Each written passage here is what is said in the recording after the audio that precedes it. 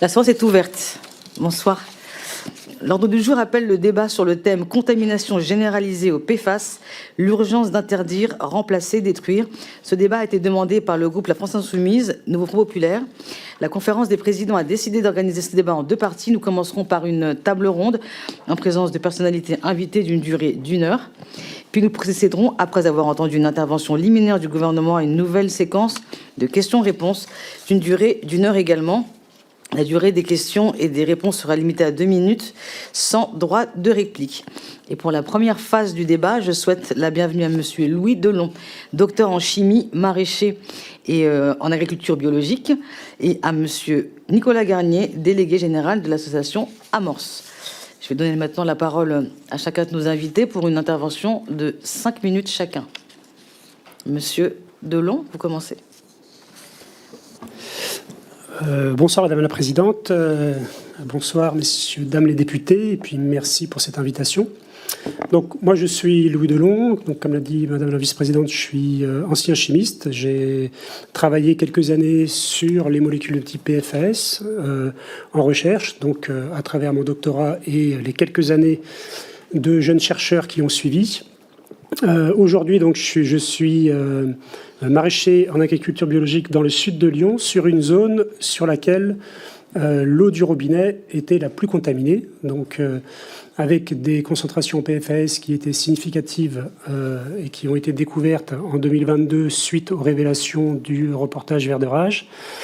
Je suis également membre fondateur et porte-parole d'un collectif qui s'appelle Osons l'eau saine, qui est un collectif citoyen qui œuvre depuis maintenant 3 ans pour une meilleure connaissance de la contamination au PFAS qui touche le territoire lyonnais.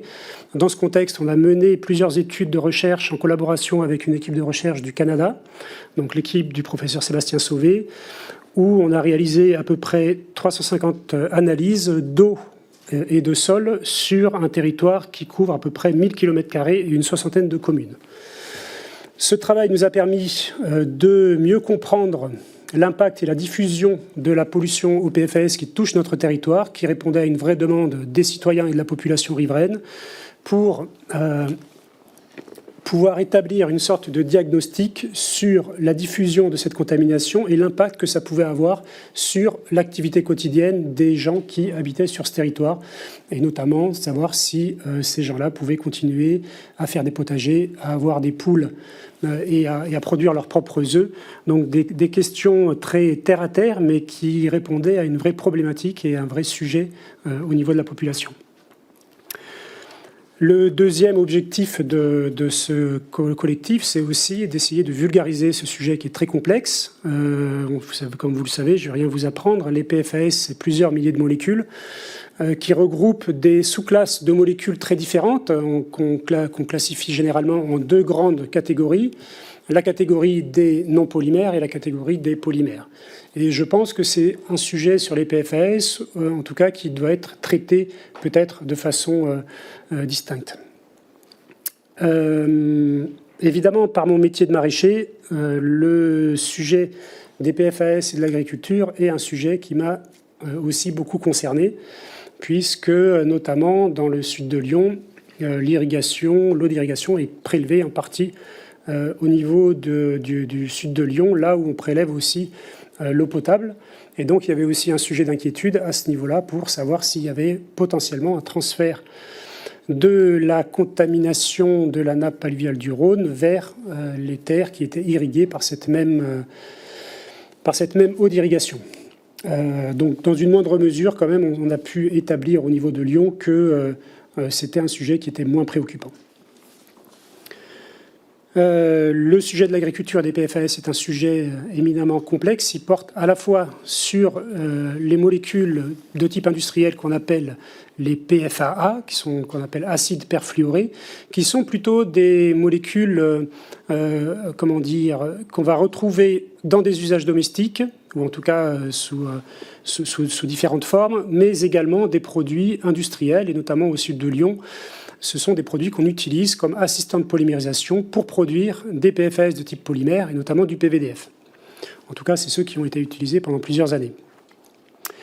Ce type de PFAS-là est plutôt des PFAS qu'on va retrouver, en tout cas qui vont pouvoir se disséminer dans le monde agricole, sur les terres agricoles, soit par des réseaux d'eau d'irrigation qui sont contaminés, soit par l'épandage de boues d'épuration contaminées elles-mêmes par soit sur des réseaux collectifs, soit sur des réseaux d'entreprises privées. On connaît maintenant, et le cas des Ardennes en est un bon exemple, le triste sort des agriculteurs sur lesquels on a étendu des boues de stations d'épuration particulièrement contaminées, ce qui a contaminé les sols et l'ensemble de la filière agricole qui en dépendait. Alors je crois que j'arrive au bout de mes 5 minutes, donc je ne vais pas m'étendre davantage, mais je répondrai bien volontiers à vos questions. Je vous remercie, Monsieur Delon. La parole est à Monsieur Nicolas Garnier, délégué général de l'association Amorce. Bonsoir, mesdames, messieurs, mesdames et députés. Merci de cette invitation. Je suis Nicolas Garnier, je suis le délégué général d'Amorce. Amorce, c'est l'association nationale des collectivités, des entreprises et des associations en charge de la transition écologique en France. Nous regroupons la quasi-totalité des régions, départements, métropoles, communautés urbaines, communautés d'agglomération, Comcom et aussi des petites communes. Et notre rôle est d'accompagner les collectivités dans leur transition écologique dans le domaine de l'énergie, des déchets et de l'eau en particulier. Pour la petite histoire, nous sommes aussi dans la région lyonnaise, donc vous avez choisi 2 intervenants de Rodaniens, et notre métier donc consiste à accompagner ces collectivités et à les représenter. Aujourd'hui, la question des PFAS, puisque c'est la première qui m'est posée, et tout à l'heure j'élargirai le scope à la question de l'eau, qui je crois a eu une actualité importante dans cet hémicycle cet après-midi, et peut-être qu'on aura l'occasion de faire la jonction avec le PJL agricole, fait que les collectivités aujourd'hui sont touchées de plein fouet par la question des PFAS. D'abord sur effectivement ce qu'on appelle les 33 000 captages français. Il faut savoir que la France est alimentée en eau par 33 000 captages aujourd'hui. Et les premières approches montrent qu'environ une petite dizaine de pourcents, donc un captage sur 10, est aujourd'hui lourdement contaminé au PFAS. Ces données sont en train d'être consolidées parce qu'il y a plusieurs études en cours, mais globalement on peut partir de 1 sur 10 qui sont lourdement contaminés au PFAS, avec dans un certain nombre de cas des dépassements des valeurs dites EDCH, donc susceptibles d'être distribuées en tant qu'eau potable. Mais je dois aussi vous dire que l'on trouve des PFAS également au moment de la récupération des eaux usées, et aujourd'hui il y a une obligation liée au plan PFAS qui consiste à suivre de près les PFAS dans les rejets d'eau usée des stations d'épuration, et qu'on en trouve aussi beaucoup, et qu'enfin, puisqu'il y a des PFAS dans le cycle de l'eau, quand on les traite, on les trouve aussi dans les boues de stations d'épuration, ce qui fait qu'on a aussi un 3e challenge, c'est de savoir si on va encore pouvoir utiliser ces bouts de stations d'épuration qui, dans le pays, sont massivement utilisés pour faire des amendements organiques pour le monde agricole, dès lors que ces propres boues elles-mêmes seraient contaminées au PFAS. Et puis pour être totalement exhaustif, mais je crois que c'est plutôt la question de l'eau qui est posée, c'est que je suis aussi le représentant national des collectivités en charge des déchets. Et en réalité, dans nos déchets, c'est plein de PFAS, puisqu'on en retrouve dans les textiles, on en retrouve dans les traitements de surface, dans les ustensiles de cuisine, dans un certain nombre de produits de grande consommation, en plastique en particulier, des emballages.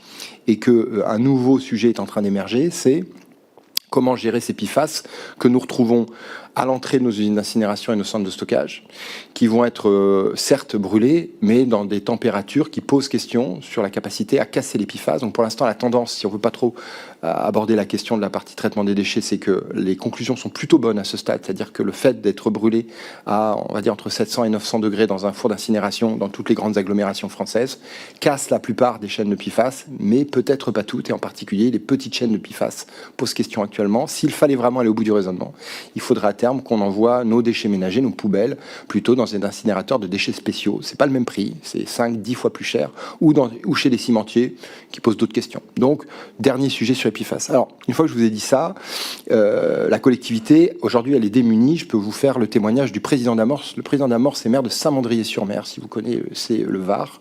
Et aujourd'hui, il n'a plus d'eau. Il n'a plus d'eau depuis maintenant 6 mois. Il est alimenté par l'agglomération parce que son seul captage sur Saint-Mandrier est pollué au PFAS. Pour une raison simple, la caserne des pompiers qui était au-dessus. Donc c'est un cas particulier, mais nous étions il y a quelques jours avec les élus de Rumilly. Et aujourd'hui, on peut considérer que la plupart des captages de Rumilly sont aujourd'hui impactés. Les sommes en jeu sont considérables, puisqu'aujourd'hui, on est au bout de la chaîne. Et je vous dirai ça tout à l'heure de toutes les pollutions de l'eau.